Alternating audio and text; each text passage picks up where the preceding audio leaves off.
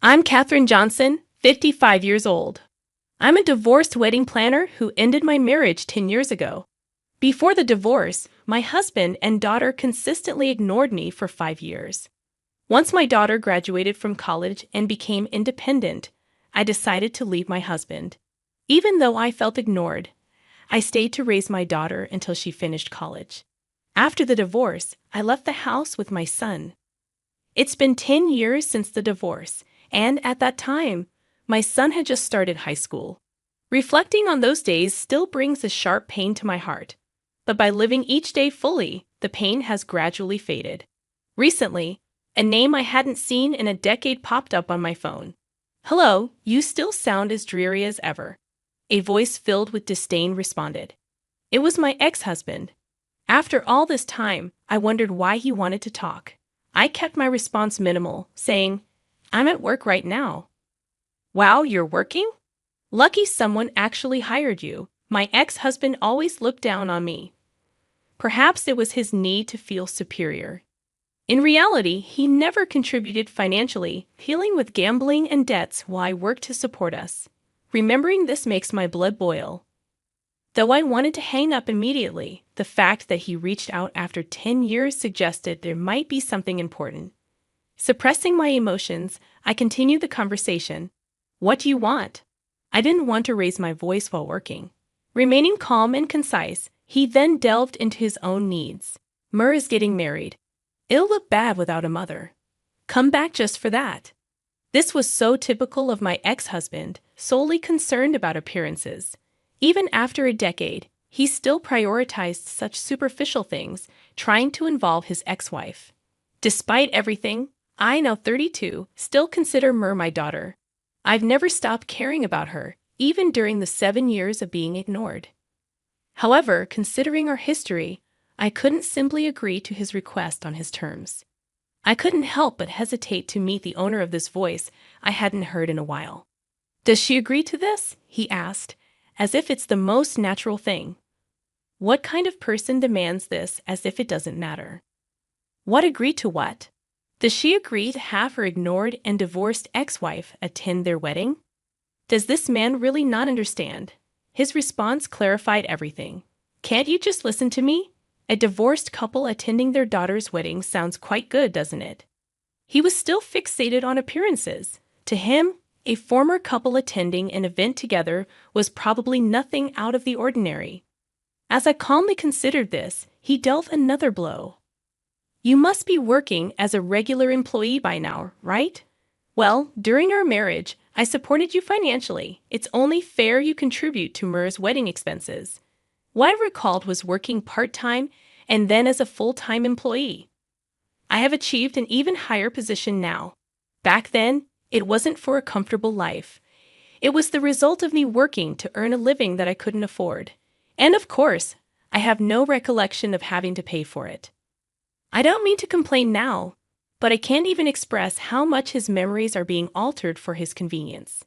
Discuss the money directly with me. I'm busy too. It all came down to public image and money for him.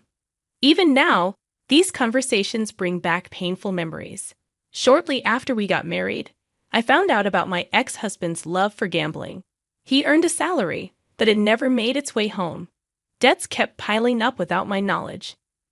While I worked hard to support our family and raise our kids, he accused me, "All you care about is money. You don't care about me." He started coming home speaking of perfume, not bothering to hide or make excuses for his affairs. It seemed like cheating was just inevitable for him. It's all in the past now, not a pleasant memory, but I try to move on. Attempting to change the subject, I take a deep breath and ask him over the phone, "What does Murray say?" "What? You're still being ignored by Murray, continually neglected by your own daughter.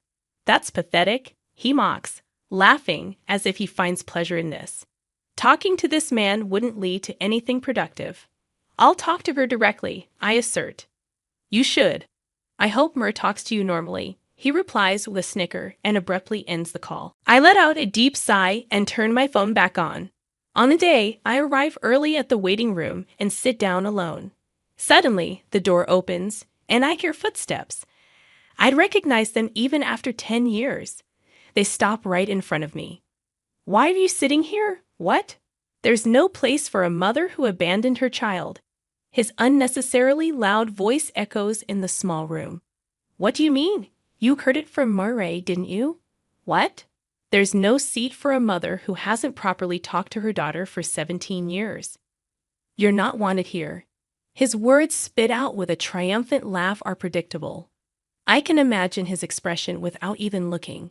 He must be picturing a mother rejected by her daughter after hinting at a joint appearance by the divorced couple over a phone call after 10 years. Such a typical move of his. Unaware that I'm thinking this, he continues his verbal attack. But inside, I can't stop laughing. Suppressing my emotions, I respond solemnly. I was just so curious. What? You're curious about your daughter's wedding after being ignored for 7 years and out of touch for 10, he says, laughing. Man, are you some kind of masochist? I paid some money, so let me have a peek. No way, Mary doesn't care about you at all. You're just a wallet. He laughs uncontrollably, holding his stomach amidst his laughter. After a while, there's a soft knock. My ex-husband responds gruffly, and 2 figures slide into the room. Mur and my son Ethan. My ex-husband, looking puzzled, addresses them. Mary, why are you dressed like that? Mary, who should have been dressed as a bride, is wearing a regular dress. Ethan, too, is casually dressed in a jacket and pants. And there I am in my plain pantsuit, looking baffled. My ex-husband asks Mur with a blank expression the same question again. Mur casually replies, What are you talking about? My wedding's already over. What? The wedding's over? Yes. What do you mean it's over? I don't understand. It's over means it's over. Just like that, right, Mom? Mur says, smiling at me. Ethan and I return her smile. My ex-husband looks at us as if he can't believe what he's seeing. Hey, what do you mean it's over? Do you know something about this? He demands, turning to me. It's just as Mur said, I reply. Like I said before, the 3 of us and the other family had the ceremony in Hawaii without you.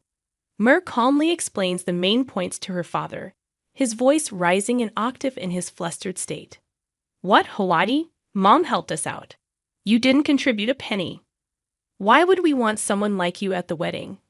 Of course, we wanted Mom there, Mur added, stunning her father. My ex-husband, desperate, asked, Then what's this today? Why are we all gathered in the wedding venue's waiting room? Mur's eyes flickered as she looked at her father, then coldly said, It's to cut ties with you. My ex-husband trembled slightly as he spoke. What do you mean by cutting ties with me? You ignored her, with me, for 7 years, and then she left us. Clearly not expecting such treatment from his daughter, whom he thought was on his side. He was visibly shocked, but Mur was relentless. What? You didn't just ignore Mom. You ignored me and Ethan too. What? I wasn't ignoring Mom with you. I find it disgusting to be associated with a man who ignored his family, had an affair, and had a child out of wedlock. My ex-husband gasped at Mur's words. He stared at her, his expression blank in the dead silence. Mur continued, The reason I didn't talk to Mom was to keep an eye on you. What? You neglected your family for gambling and debts, had an affair, even had a love child. And you hit Mom behind our backs, didn't you? What? You thought we didn't notice? Any middle schooler would understand that. And when Ethan and I were nice to Mom, you hit her even more, didn't you? My ex-husband glared at me. I didn't do anything. It was you who didn't bother to hide your actions even in front of the kids. He must have believed I turned my children against him, but I never did. I was cautious, as any action on my part could have negatively impacted the children. I refrained from confiding in anyone about his actions to prevent unintended consequences. Looking back, perhaps I should have discreetly sought help. But at that time, I was overwhelmed. I thought enduring it would be sufficient. However, my children didn't accept that. Each, in their own way, wanted to help and became involved. I knew you were abusing Mom since I was in elementary school. What? Since then? You might have thought we were asleep, but your loud yelling woke us up, whether we liked it or not. But as an elementary or middle schooler, there was nothing I could do. So I decided, once I was in high school, I'd save Mom. I ignored Mom to keep an eye on you. I thought if you had an ally, you wouldn't dare hit Mom. So to protect Mom, I decided not to talk to her. She knows that. What she knows? It was a strategy we all came up with. He hadn't expected us to be in cahoots. His face turned pale and twisted. I wonder what my children were thinking. Ignoring that, Mer continued. I pretended to be on Dad's side to keep him in a good mood for safety. In exchange, I made sure Ethan was always with Mom in case you tried to hit her. Ethan, being a boy, could protect her. What? Ethan was just an elementary or middle schooler back then. He couldn't have stopped me. My ex-husband's words made me chuckle. What are you laughing at? Nothing, just contempt, disgust. Thinking about how you're always bluffing. See, you always get worked up so easily. You were always afraid of Ethan, right? Because he could see through you and shut you down with his words, even when he was little. What? I knew you avoided Ethan as much as possible. You were running away from him, even though he was just a kid, because he was smart. My ex-husband blushed in embarrassment and clammed up. That's why I stayed by your side, and Ethan stayed with Mom. That way, you'd never dare lay a hand on her. I never realized that. He was visibly shocked. Murray spoke bluntly to him. Well, of course. What? You became more and more of a stranger, finding your place elsewhere. You were so oblivious. You didn't even see your own family, did you? Remembering that time doesn't hurt me anymore. But Mur's words started to blur my vision. Ethan gently touched my shoulder and continued, Dad, what about what we talked about earlier? The affair and having a child. You're not denying it, huh? Well, even if you denied it, it's the truth, and there's nothing you can do about it now. Why are you bringing this up? My ex-husband could only give a vague response to Ethan's unexpected turn in the conversation. Ethan pressed on. Did you know I was working a part-time job in high school? Part-time job? You didn't know, huh? Mur was working part-time too. What? Dad was never home, never put money into the household, just messing around. We both had to work part-time in high school to help Mom. I didn't know. Of course you didn't. As I said earlier, you never really saw us or Mom, so you didn't notice that Mur was fooling you. My ex-husband fell silent at Ethan's words, and I worked in the kitchen of a restaurant, you know? You used to come there a lot with a woman. What? Sometimes during the day, sometimes at night. You brought a little kid with you too, right? What? That's your love child, isn't it? What? You'd loudly say things like, this kid's going to grow up to be handsome like me and stuff. It was so embarrassing. No, nobody wants to be like you. Ethan snorted. He had no idea his son had seen him cheating and even seen his love child. My ex-husband started sweating and breathing shallowly while glancing at him. I casually asked, how are May and Ken doing? I threw out names he probably didn't expect me to know. And he gasped, how did you? How do you want to know? After we divorced, it might not have been a big deal for you, but I had to go through a lot of paperwork. It's impossible not to notice, especially since you acknowledged them. My ex-husband was silent again. I didn't feel disappointed anymore, but I wondered if he thought he could hide it by keeping quiet. Eventually, when he's gone, all sorts of issues will fall on the children due to inheritance. Regardless of the divorce, the children are still related to him by blood, and so is the child he acknowledged. He probably never thought that far as a parent. Well, I knew it, but it was still a shock. You never thought about me or the kids. My ex-husband remained silent. No matter what was said, was he really unable to say anything after all this, pinned under the gaze of the three of us?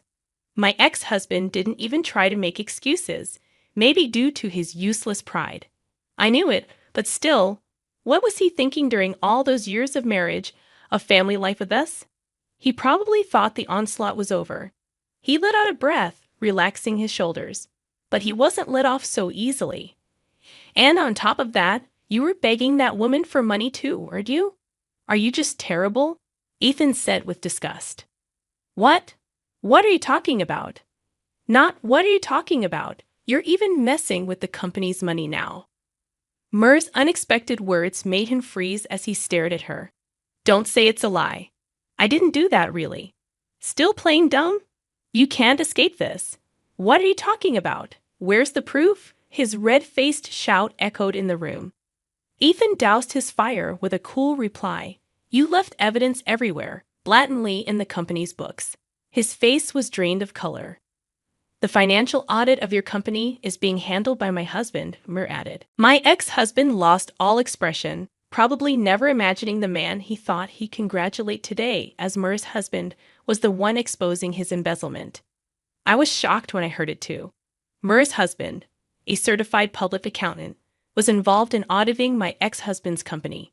The chief accountant, who happened to know me's husband's firm manager, brought up recent suspicious financial activities leading to his involvement. The more we looked, the stranger it got. Did you really have to embezzle $1 million for your debts and secret child support? Mur's words hit him hard. He must have been overwhelmed with why and how could this happen. Ethan mercilessly delivered the final blow. You know, this is a crime. My ex-husband froze completely. His body trembled slightly as we watched him. Mur said, that's why I wanted to end it. What? I'm married now, connected to another family. I don't need a criminal in my family, and I wanted to reset everything I've been carrying all these years. That's why I asked Mom to prepare this room today. Why can't she arrange this room? This is a wedding venue, right? He turned his gaze towards me. I spoke without meeting his eyes. This place, it's my company. What? Your company? I started in this industry as a part-timer, and after gradually gaining experience, I was promoted. From there, I worked hard to learn and build connections. I entered this industry before we divorced, a little before he started ignoring me. He never knew or cared to know what company I worked for or what I did. He didn't even try to find out. So he never knew I've been in this industry since then. It was a terrible situation, but it led to good connections for me. And 2 years ago, I started this company with someone I've worked with for a long time. Who? Someone you've worked with, the president of the parent company, and now my husband. What? He was speechless. As expected, I guess. So he always thought he was above his ex-wife, who is now a president's wife and a subsidiary company president, shaking. He managed to ask, us, me, is what Mur is saying true? What? When we divorced, you cut ties with her, right? That's right, isn't it? He shouted desperately, but cold words rained down on him. Isn't that obvious? Like I said earlier, I ignored Mom on the surface for 7 years just to protect her. It was only superficial. I never really ignored her. Besides, you were hardly ever home. What? You only saw what was on the surface, right? Whether I was ignoring Mom or not, well, that's... And when I graduated from college, you too got divorced. That's when I made my choice, right? To go with Mom. That's a lie, right? It's true. Someone like you, a cheating, abusive, embezzling jerk, just disgusts me. You have no idea how much those 7 years messed with my mental health. Mur's voice, which had been so strong, started to tremble, her eyes filling with tears. Murray, I'm so sorry. I couldn't help but hug her. It's okay. Mom was always there, silently protecting us from any harm, taking on everything, standing strong in place of a deadbeat dad who wouldn't contribute or even come home. Mur hugged me back, her arms trembling, sobs echoing against my back. Ethan gently rubbed our shoulders, saying, Anyway, Dad, you're busted. What? Actually, I'm involved in that audit too. What? I'm a certified public accountant now, working under Mur's husband. You mean you're with her husband's firm? Yep, so I know all about your dirty deeds. I've been looking back, and it's been going on for quite a while, hasn't it? It's more than just $1 million, right? What? Really? Well, what you spend it on isn't my concern, but the fact you used someone else's money doesn't change. My ex-husband fell silent at that. I pulled out my phone and quickly sent a message to my husband. A few minutes later, there was a knock at the door. Several men approached my ex-husband in silence. As he responded, what must he be thinking? He hesitantly put out his handcuffed wrists. I averted my gaze. The soft click of the handcuffs echoed. Since then, my ex-husband has been cooperating with the police investigation. During this, they discovered he had been abusing the child he had with his mistress. Of course, he was rearrested, and the mistress too. The child, still in middle school, is now in a child protective facility. The police informed me. Hearing this, Ethan had an indescribable look on his face. Something wrong. Well, Mom might not like it, but I want to meet that kid. What? I knew Ethan often saw those three at his part-time job. I thought it might be a sentiment. But he said, if I had noticed something back then, maybe that kid wouldn't have been hurt. Ethan seemed to feel responsible for what had happened. Also, yeah, you may not like it, but he's technically my brother, right? Ethan said, looking away. Perhaps since that time 10 years ago, he had felt a vague sense of brotherhood towards the little boy. Indeed, he's all alone now. Yeah, honestly, I didn't feel great about it. That child was the result of betrayal, but he's alive and growing. I've made my kids go through unnecessary hardships. Part of that responsibility is undeniably mine. So let's do what I can now. Shall we go meet him sometime? Ethan's face lit up with a smile. How the boy would react or receive this, I don't know. But I want to see the smiles of the children around me as much as possible. I gently stroked Ethan's head. To move forward, I'll ask someone who knows. I took out my phone, opened my history, tapped the name of someone important, and listened to the dial tone.